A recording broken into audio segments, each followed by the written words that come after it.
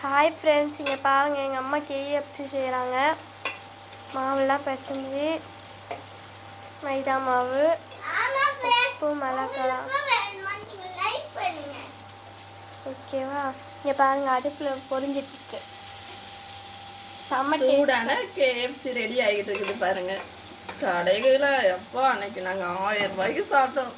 ஆனால் 4 பீஸ் தான் இருந்தது. பாருங்க இன்னைக்கு 1 கிலோ கறி வாங்கினீங்கன்னா நீங்கள் எவ்வளோ சாப்பிடலாம்.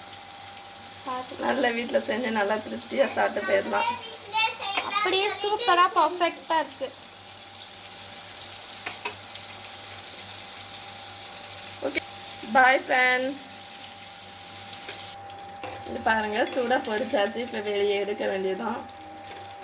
பாருங்க எவ்வளோ அழகாக வந்துருக்குது பாருங்க கேஎஃப்சி.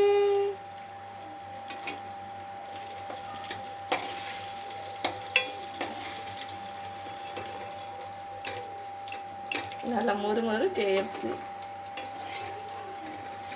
வீட்டிலே பிள்ளைங்களுக்கு நல்லா செஞ்சு கொடுக்கலாம். நீங்களும் செஞ்சு பார்த்துட்டு எப்படி இருக்குன்னு சொல்லுங்க.